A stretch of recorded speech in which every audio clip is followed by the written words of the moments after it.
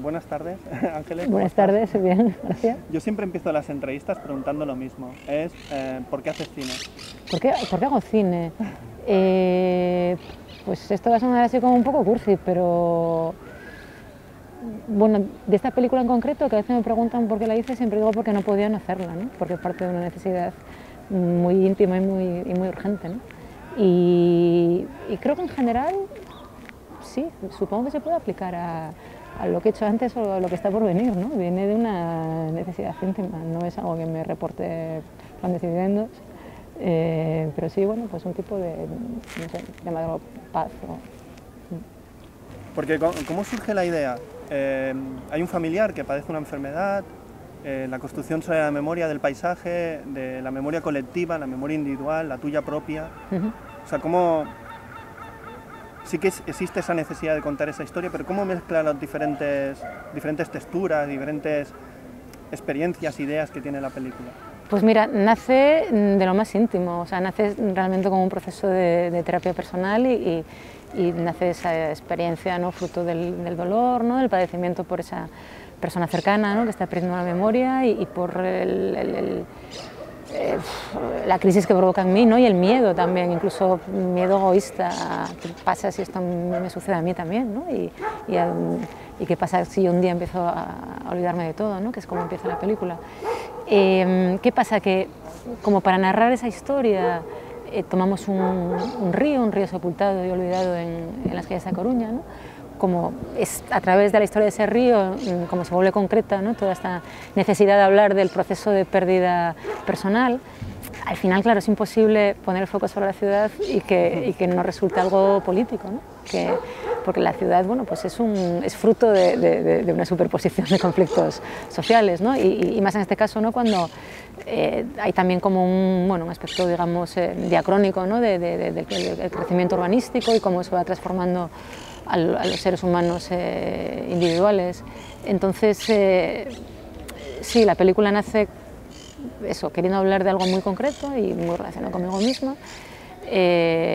Adquiere una dimensión, si quieres, política, ¿no? Al hablar de cómo ha cambiado La Coruña, y Coruña, que podría ser cualquier ciudad de España, sí. ¿No?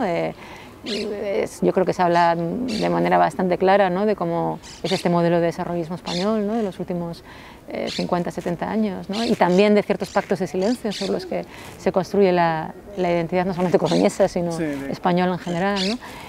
Y desde ahí yo creo que hay otro tercer vuelco, ¿no? Otra tercera vuelta de tuerca, que es que el río, bueno, por una parte sí es metáfora del olvido, ¿no? De las conexiones neuronales que se pierden, pero también es metáfora de nuestras propias corrientes subterráneas, ¿no? De esas cosas de las que no queremos hablar con nosotros mismos. Y ahí no tiene por qué ser necesariamente algo colectivo ni político, ¿no? Sino que son los tabúes que tenemos dentro de cada familia o de, bueno, cada individuo consigo mismo, ¿no? Al final, la identidad es un relato en el que cogemos cosas y dejamos otras fuera, ¿no? Y eso sucede tanto a nivel individual como a nivel social y colectivo, ¿no? Y bueno, pues sí, todo eso se agita, se junta y eso es que hacemos Monelos. Y a la hora de encontrar los testimonios, ¿cuál era tu premisa? ¿Por qué esta persona sí y esta otra no?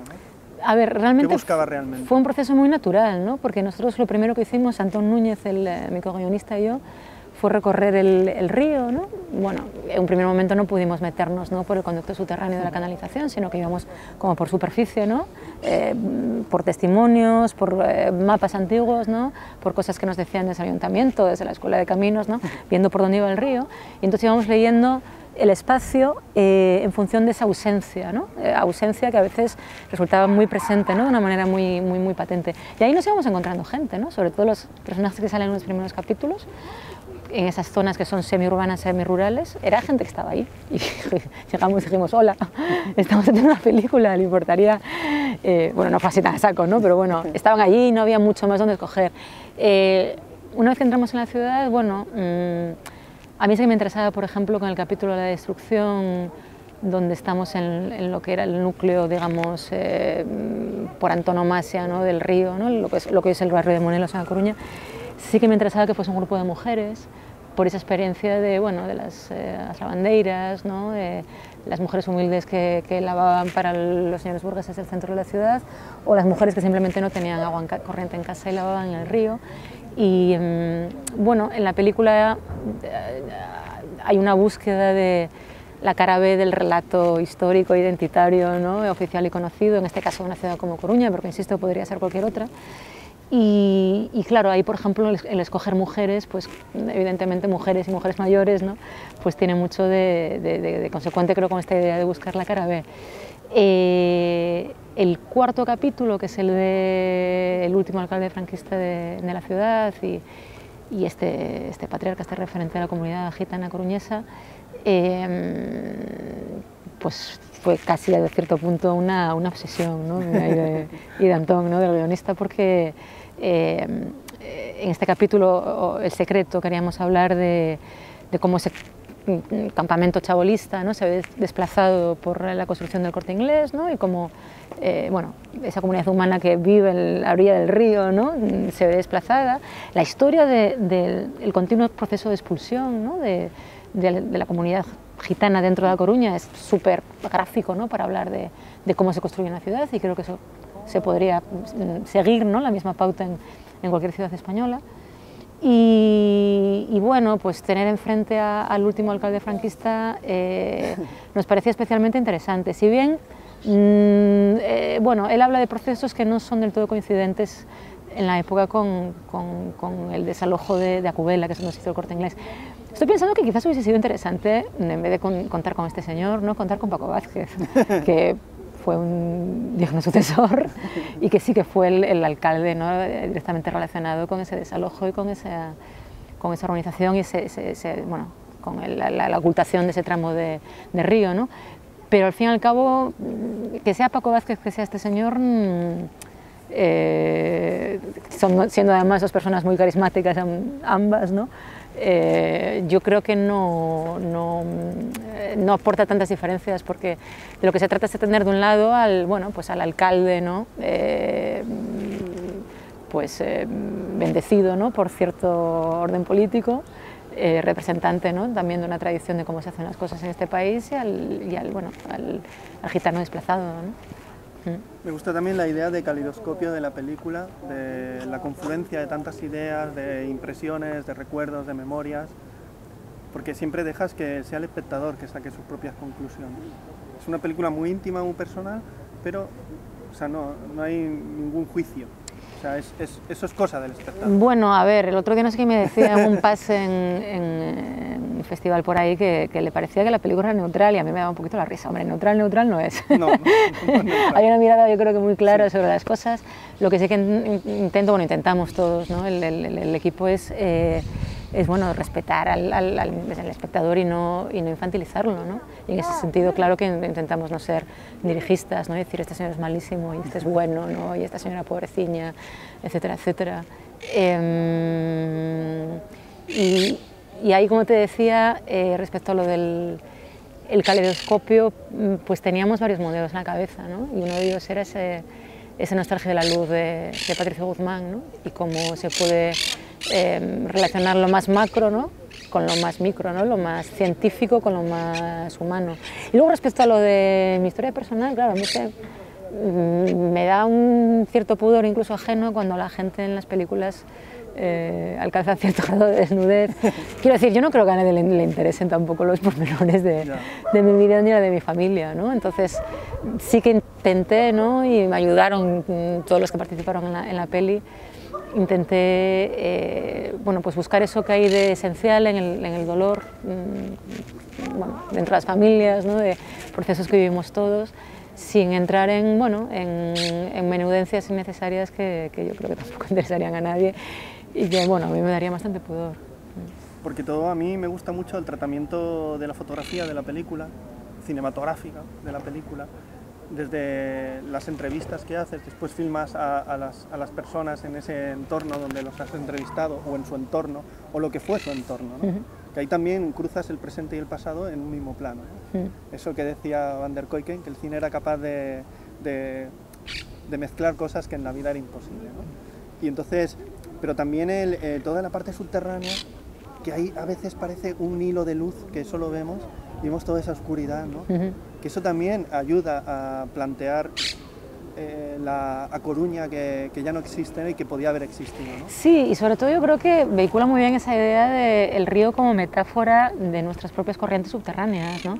Porque claro, ¿por qué a la gente le va a interesar una película sobre la historia urbana de La Coruña? Bueno, porque realmente la peli en el fondo no habla de eso, ¿no? Esto es una cosa que hay que decir mucho, sobre todo en Vigo, ahora que estuvo la peli en cines, ¿no? Para que vayan a verla. O sea, habla de eso, ¿no? De estas cosas que escondemos, ¿no? Y luego se nos olvida dónde metimos y un día de repente pues reemergen, ¿no? Y nos ahogan, ¿no? La típica historia de la porquería debajo de la alfombra. Y entonces de ahí cómo se filma también el interior de esa cloaca, ¿no? De esa red de saneamiento. A mí me interesaba dar una imagen un tanto onírica, ¿no? Y por eso también esos juegos con la luz. Es muy divertido porque realmente lo hicimos con unos medios muy frugales, ¿no? Con un esfuerzo bestial tanto del equipo esos medios mínimos ayudaron, ¿no? A crear sí, pero claro, lo que hay ahí es que si tienes un tubo de 2,5 metros de diámetro, ¿no? Y de repente está inundado de agua ese tubo y tienes un par de linternas y la luz se multiplica, es relativamente fácil, sin quitarle mérito a Jaime Pérez, director de fotografía, que es un genio y lo adoro, ¿no?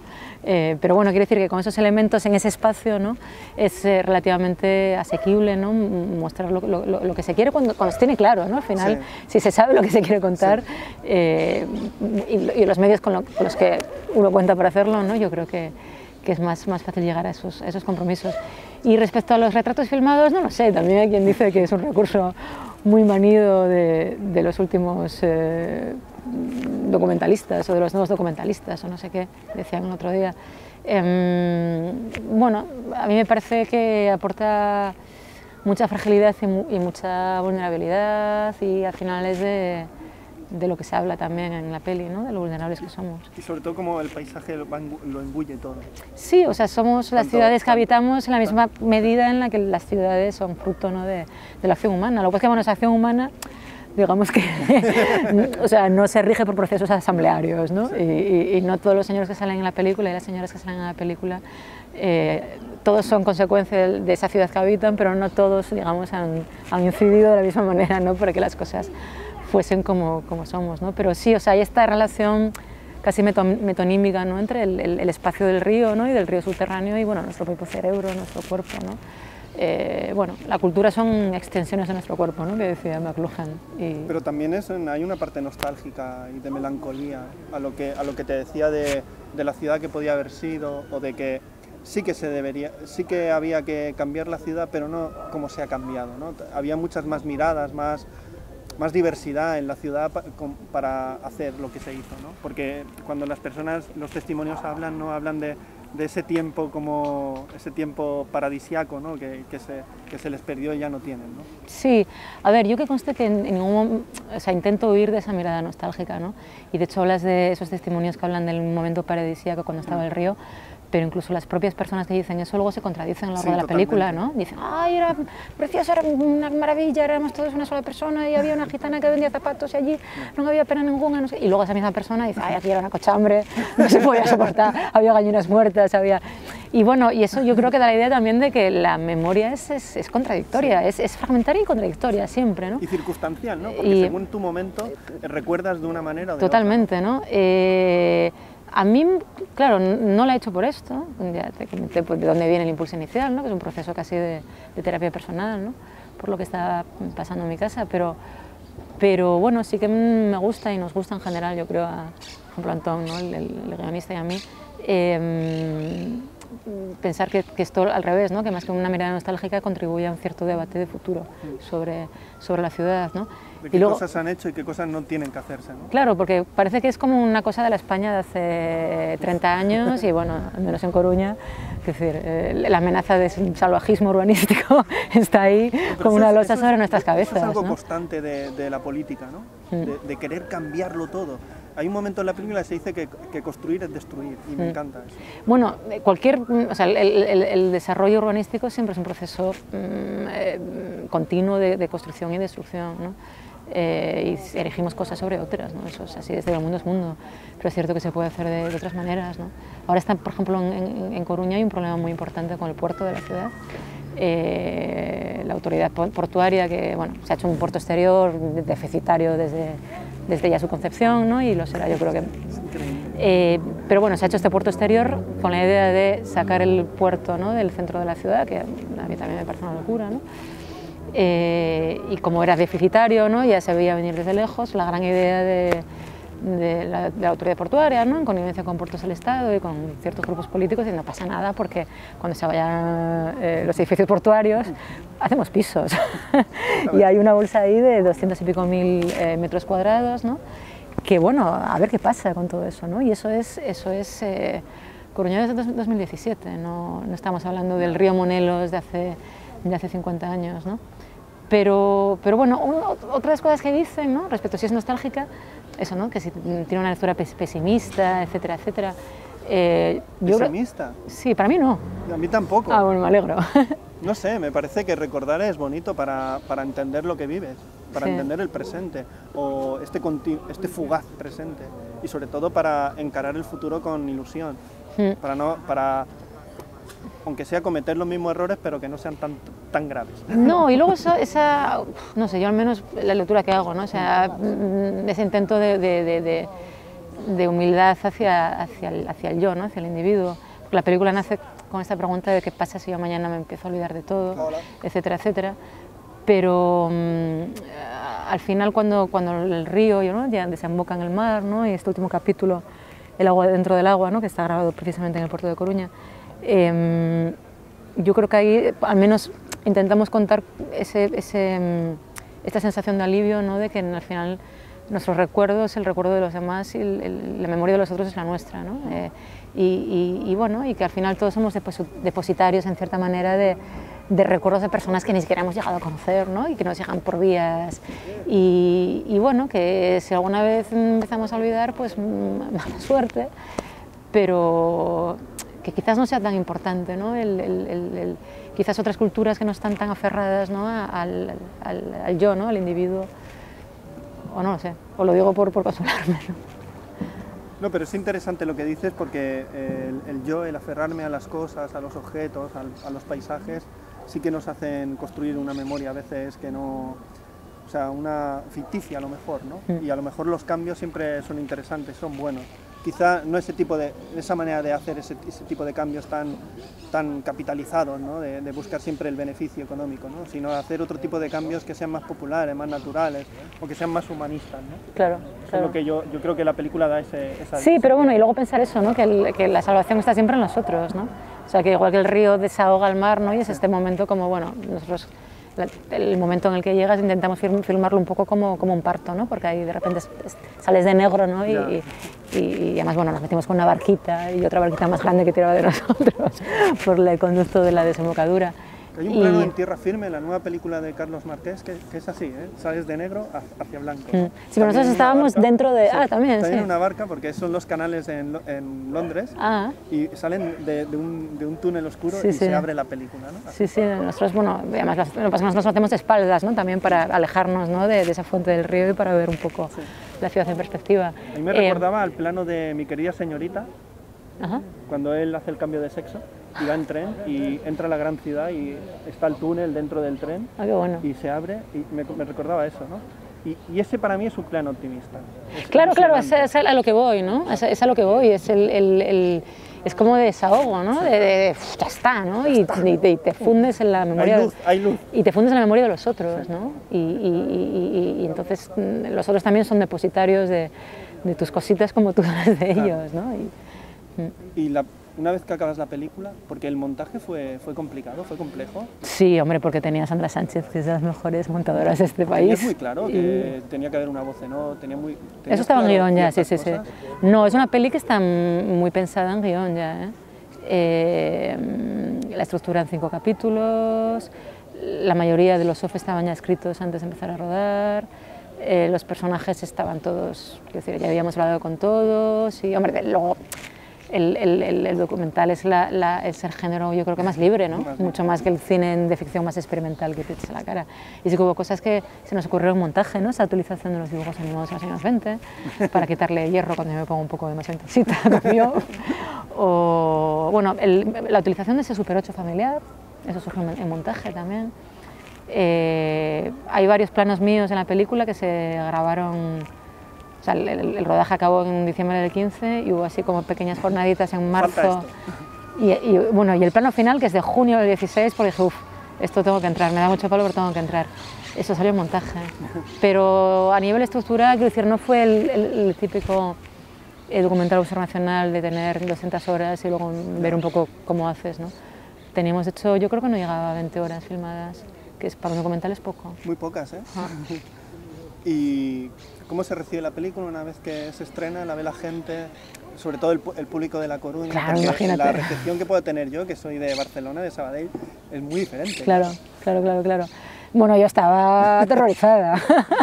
Bueno, creo que yo y prácticamente todo el equipo. ¿Qué sacrilegios hechos sobre la ciudad? Y sí, aparte que estaba en el día... Hubo un preestreno en diciembre del 16 en el Teatro Rosalía de Coruña, que bueno, fue una cosa que organizó el ayuntamiento y las entradas se acabaron en menos de 24 horas. Wow, sí. Y, sí, aparte, bueno, no sé, como 700 personas de aforo, una cosa así te estoy hablando. Wow. Sí.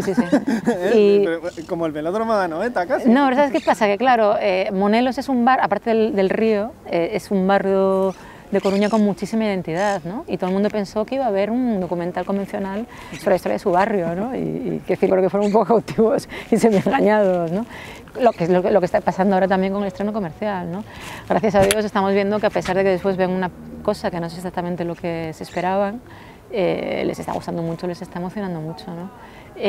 No, yo estaba especialmente inquieta porque, bueno, creo que prácticamente todos los personajes que participan en la película, ¿no?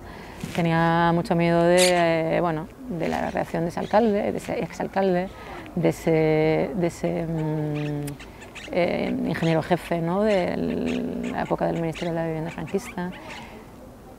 Tenía mucha inquietud por cómo se lo iba a tomar los gitanos que participan en la película, ¿no? Ahí a todos, ¿no? Tengo que decir que bueno, gozamos de la colaboración maravillosa de Arquitectos Sin Fronteras, que nos ayudaron muchísimo y posibilitaron esa comunicación, ¿no? Pero bueno, es que hay una desconfianza por parte del pueblo gitano totalmente comprensible ante gente externa como nosotros que vienen a filmarlos a sus casas y a preguntarles cosas de su vida, ¿no? Y entonces yo tenía mucho pánico que ellos se pudiesen sentir como utilizados, ¿no? O que pudiesen sentir que no los tratábamos con respeto. Claro, para llevarlo por otro sitio. Claro, y bueno, creo que no estaba más nerviosa en mi vida, pero muy bien. Y ahora mismo, ya te digo, está el estreno comercial, por eso estoy en Barcelona, y ha ido muy bien en todos los sitios, pero en Coruña ha sido la locura porque llevamos ya 3 semanas en cartel, que eso para documentales como... Eso es bárbaro. Sí, aparte de claro que no estamos en una sala como estas salas maravillosas, que son la Zunza o la Numax, que son salas maravillosas, pero que aparte de ser más pequeñitas, digamos que ya tienen construido su público, ¿no? Sí. O sea, la gente que va a Numax, a Zunza, ya sabe lo que va, ¿no? O la Cineteca de Madrid, que estuvimos la semana pasada, o incluso los cines norte de Vigo, que también estuvimos. En Coruña estamos en la típica multisala súper comercial del centro de la ciudad, que tienes en la sala 4 Esquece Monelos y en la 5 Tor. Y no, tengo que decir que en alguna franja horaria, sobre todo la primera semana, había más gente viendo Esquece Monelos que viendo Tor, o sea que es como el subidón de la vida, ¿no? Nunca lo hubiésemos esperado. Sí, a veces ocurren estas cosas. Bueno, porque la gente se reconoce en la peli, ¿no? Y la gente, de repente ven que la película habla de ellos y que habla de ellos, yo creo que no porque hable del barrio de Monelos o del río de Monelos o porque es La Coruña, ¿no? Sino porque habla de ellos en un plano mucho más íntimo y más universal, ¿no? Sí. ¿Qué pasa? Que claro, que en Coruña tenemos esa gran ventaja que como tenemos Monelos en el título, de repente ya hay un público potencialmente interesado. Por lo menos los de Monelos les va a interesar. Claro, yo dije a mis productores que a partir de ahora todas las películas hay que meter un barrio coruñés. No, pero es lo que decía Pavese, si hablas de lo tuyo, de lo íntimo, será universal. Claro, totalmente. Sí. Y todo el mundo puede tener su idea, ¿no? Yo, por ejemplo, conocía poco a Coruña y ahora tengo muchas ideas sobre A Coruña, ¿no? Sobre el pasado, el presente, el futuro de la ciudad.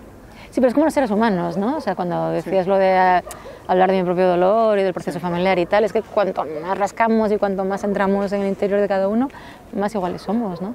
Luego, según vamos sumando capas, claro, hay muchas cosas que se superponen, pero lo más esencial siempre es común. Y todo este viaje de la Ángeles Huerta, no la cineasta, sino la persona, ¿qué reflexiones sacas? ¿Qué ideas sacas? Ideas. No de lo complicado que es hacer una película y estrenarla y de moverla, sino a nivel personal. Pues mira, a nivel personal es que son más sensaciones que ideas, ¿no? Y de hecho yo creo que al revés, ¿no? Hacer la película me lleva a pensar menos y a dar menos vueltas a las cosas y a dejarlas fluir un poco más, ¿no? Como el río. Y es una sensación de descanso y de desahogo. Sí. O sea, la terapia ha tenido su efecto. Sí, yo siento que sí. Y ahora para terminar me gustaría que recordaras a la Ángeles adolescente cuando era jovencita y me dijeras qué película... hace un rato, ¿no? Y que me recordaras aquella película o películas, una de ellas, porque habrá muchas seguramente, sí, que cambió tu mirada como espectadora, que aparte de ver el cine como un entretenimiento puede ser algo más. Ostras, es que claro, ahí me pones un aprieto porque fueron muchas. Bueno, como no es exactamente antes de ayer cuando fui adolescente, por desgracia, sí que todavía pertenezco a esa generación que en este país disfrutó de mucho cine clásico en la tele pública. Sí.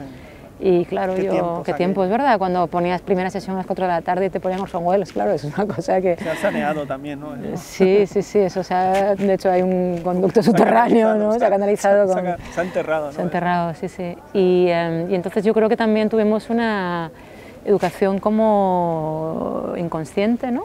Desde una etapa muy temprana de grandes clasicorros, sobre todo americanos, ¿no? Yo una cosa que sí que recuerdo como con un mazazo en la cabeza, no sé si entra dentro del rollo adolescente, bueno, 20 años, yo creo que estamos ahí más o menos, ¿no? Es vale. Está el con 20 años, vale, pues con 20 años a mí me da un Erasmus y me voy a vivir a Roma, a hacer cuarto de filología y sigo un curso de historia del cine en la Sapienza, en la Universidad Central de Roma. Y bueno, tal como funciona filosofía en letras en Italia, como funcionaba cuando yo estudiaba, ¿no? Sobre todo en estas asignaturas así como muy macro, el profesor titular te hablaba solamente de un tema, ¿no? Que llamaban il monográfico. Y luego tú tenías a un profesor asistente que no lo veías casi nunca, ¿no? Y te tenías que por tu cuenta chapar el tocho, ¿no? de lo que es el programa general, ¿no? Y de hecho tenías parte del examen con el asistente que te preguntaba, por ejemplo, historia del cine, te preguntaba Chaplin, Wells, tal, no sé qué, pero con el catedrático solamente hablabas de il monográfico. Y el monográfico de aquel año era Bergman. Entonces yo con 20 años me metí así entre pecho y espalda un año, pues como 30 pelis de Bergman, una cosa así. Una edad prematura para demasiado, sí, porque Bergman, ¿eh? Hubo alguna que me traumó demasiado. Joder, me acuerdo ver eso, ¿no? Gritos y susurros y quedar afectadísima, ¿no? Qué agobio. Pero bueno, ese otro Bergman del Séptimo Sello, o incluso fíjate de Fanny Alexander, ¿no? Sí. O sea, estamos hablando de dos extremos casi de la carrera de Bergman, ¿no? A mí me afectó mucho. Y en esa misma época, pues era la época de la eclosión más internacional de Nanni Moretti, cuando gana con Caro Diario Festival de Cannes, ¿no? Pues yo creo que yo llegué a vivir a Italia creo que un par de años después de aquello, ¿no? Porque de hecho sí, yo creo que aquel año estrenaban Aprile, que es como la secuela, sí, ¿no? Y sí, recuerdo tener estos dos inputs muy fuertes aquel año. Pues Ángeles, un placer hablar contigo sobre tu maravillosa película. Y nada, muchísimas gracias. Hasta la próxima. Muy bien.